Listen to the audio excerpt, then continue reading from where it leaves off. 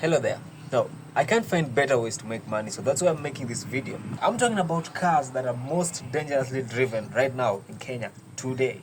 Coming in at number 1 is the Toyota Land Cruiser, and this is any form of Toyota Land Cruiser. And 90% of the time, they are going to be owned by your local corrupt politician after basically just warming up seats in parliament and sponsoring very funny bills. Their windows are always up and speeds higher than Wajakoya. Their LED lights are always in high beam, and the ones that are not are always flashing, telling you to move your cheap ass out of the road. And this, by the way, is the most unstable car on Kenyan roads as we speak.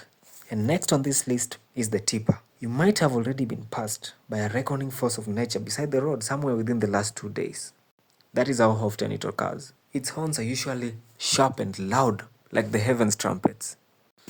And if it passes you while on a bicycle, the force itself will make you question your life choices. I'm talking about the fowl and any other thing that looks like it. The name has become synonymous with agility, strength, and force.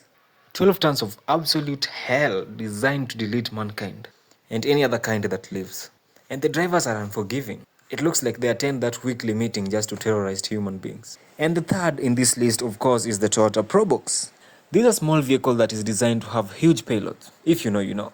It is the cornerstone of most community transport here in Kenya. But it is also, in fact, the devil's spokesperson. You will find it as the most overloaded small vehicle on Kenyan roads right now. Be it human beings, be it goods and animals, even. Most drivers that drive these vehicles rarely own them, so you understand the obsession with time and money. They run like a little kid when they have something you don't want them to have.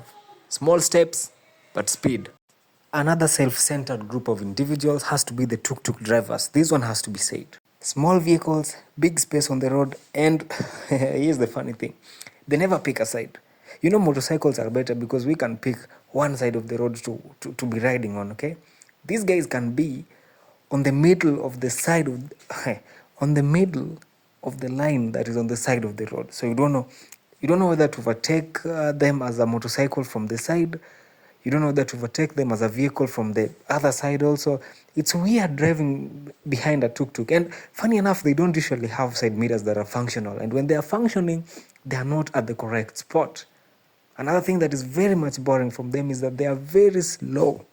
And sometimes they create such a big jam that they just can't move over just a little bit to let someone pass. So this one has to be mentioned. I mean, tuk-tuks, they missed a lesson where they had to pick a struggle. Either be a two-wheeler like a motorcycle and be fast with it, or be a four-wheeler like a vehicle and also be fast with it. But being in the middle of these two, man. Last and the very least is your regular Matatu, be it a bus or a Nissan, Toyota Hiace, that is. These vehicles need expertise and pre-calculations while driving, so I give the drivers a big ups. However, these drivers usually have the guaranteed right of way that is already proven. And with sheer lack of brain cells and fear, you would be driving your friend's Vitz with utmost care, not even needing a scratch on it. And they will push right next to you like Ruto's psychopaths. I'm talking about Cheruiyot. If shit happens, they're usually the ones to leave the scene very quickly. Count on them, however, on overlapping streets to enter those serious corridors and to pretty much overtake you anywhere, even on a pedestrian crossing path. Most of you don't usually make it to this part of my videos, and since you did, I'm going to give you some honorary mentions. Number 1, presidential motorcade or any other mwanasiasa's convoy. They drive like a pig. The president himself has had his own motorcade delete a few people. It's all over the news. I hope I don't get abducted for this. Another one is the Hilux drivers. They have bright lights and they're higher than everybody, and when they're behind you, all they do is flash. And another group of people are the mirror drivers. I really hope this one was without saying, but I have to say it anyway. They are also dangerous. I really hope you enjoyed this video, and I'm happy that you made it up to this point. Thank you very much for sticking around. See you on the next one.